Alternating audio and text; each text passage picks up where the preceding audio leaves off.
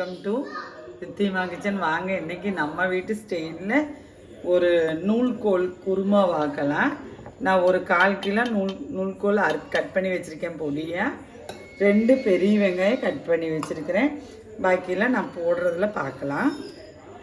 பாருங்கள், தாளிப்புக்கு வந்து ஒரு பிரியாணியில் 2 பட்டை 2 லவங்கம் எடுத்திருக்கேன். எண்ணெய் ஒரு 3 ஸ்பூன் எண்ணெய் ஊற்றிருக்கேன். மண் பாத்திரம் வச்சு இதை பார்க்கலாம்.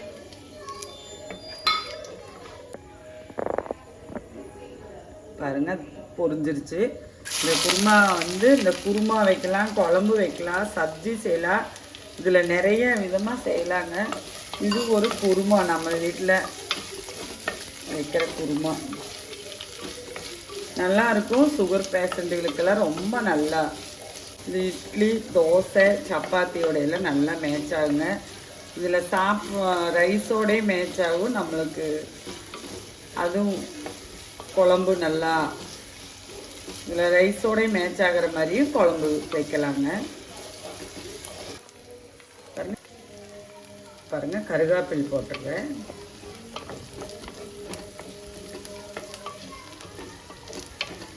இது வெரைட்டி ரைஸோடையும் மேட்ச் ஆகுங்க. நிறைய புலாவுக்கெல்லாம் நல்லா மேட்ச் ஆகும் இந்த குருமா.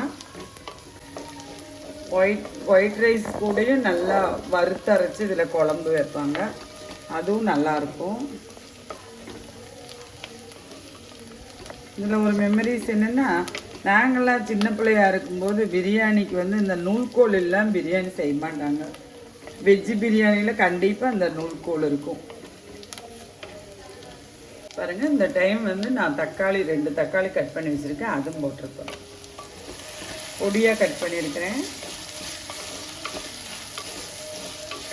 பாருங்கள், அதெல்லாம் வணங்கட்டும். நம்ம அரைக்கிறதெல்லாம் அரைச்சிட்டு வந்துடுவோம், பார்க்கலாம். நான் வந்து இதில் வந்து ஒரு 3 ஸ்பூன் தேங்காய் போட்டு, நம்ம வீட்டுக்கு அளவானது. ஒரு பச்சை மிளகா, எவ்வளோ பட்டை போடுறேன். ஒரு பட்டையை உடச்சி போடுற பொடியாக. பாருங்கள், ஒரு 6 பல் பூண்டு, ஒரு இவ்வளோ சைஸு இஞ்சி,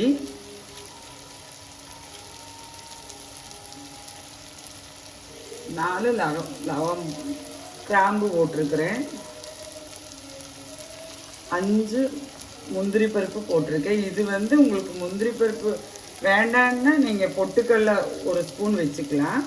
சோம்பு, ஜீரகம் எடுத்துருக்கிறேன். பாருங்க, இவ்வளோ பெருசு பிரியாணியில் போட்டு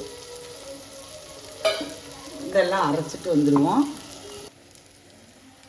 பாருங்கள், நான் 1 ஸ்பூன் மல்லிப்பொடி போட்டுக்கு போகிறேன். 1 ஸ்பூன் மல்லிப்பொடி போட்டுக்கு போகிறேன்.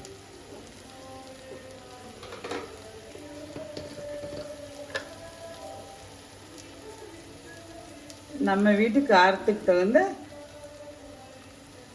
இதில் 2 ஸ்பூன் மிளகா பொடி போட்டு. காரமெல்லாம் நீங்கள் உங்கள் வீட்டு காரத்துக்கு தகுந்த மாதிரி போட்டுக்குங்க.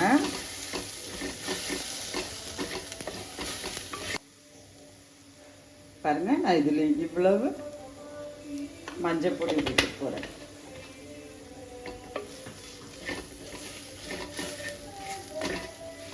இதெல்லாம் நல்லா வணக்கி விட்டுட்டு, நான் நூல்கோல் இருக்குது பார்த்தீங்களா, நீங்கள் வேணால் அதை தனியாக குக்கரில் வேக வச்சும் போட்டுக்கலாம். நான் வந்து இதுலேயே போட்டுக்க போகிறேன்.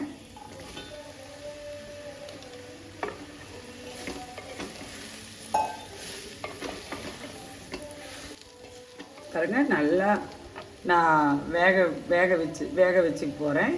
எல்லாம் போட்டு நல்லா வணக்கி விட்டுட்டேன். இந்த டைம் தண்ணி ஒரு 1.5 டம்ளர் தண்ணி ஊற்றி நான் அதை வேக வச்சுக்க போகிறேன். இந்த டைம் நீங்கள் தண்ணி ஊற்றி இப்படியே குக்கரில் வச்சு ஒரு விசில் விட்டு அரைச்சதையெல்லாம் ஊற்றும்போது நம்ம வந்து குக்கர் திறந்துட்டு அப்படி கூட ஊற்றி வச்சுக்கலாம். நான் வந்து இதுலேயே வேக வச்சுக்க போகிறேன். இந்த குருமாவுக்கு தேவையான உப்பு போட்டுக்க போகிறேன். வேகட்டும், பார்க்கலாம். பாருங்கள், காயெல்லாம் நல்லா வெந்துருச்சு எனக்கு. இந்த டைம் வந்து நான் அரைச்சிட்டு வந்ததை இதில் போட்டு போகிறேன். தேங்காய் எல்லாம் அரைச்சிட்டு வந்தேன்லவா, அதில்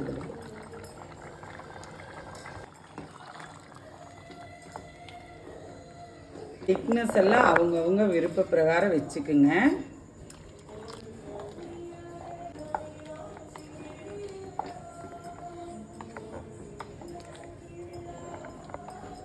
இந்த டைம் நீங்கள் உப்பெல்லாம் பார்த்துக்கலாம். காரமெல்லாம் நான் போட்டதெல்லாம் கரெக்டாக இருக்கும். அதில் கொதி வரட்டும், பார்க்கலாம்.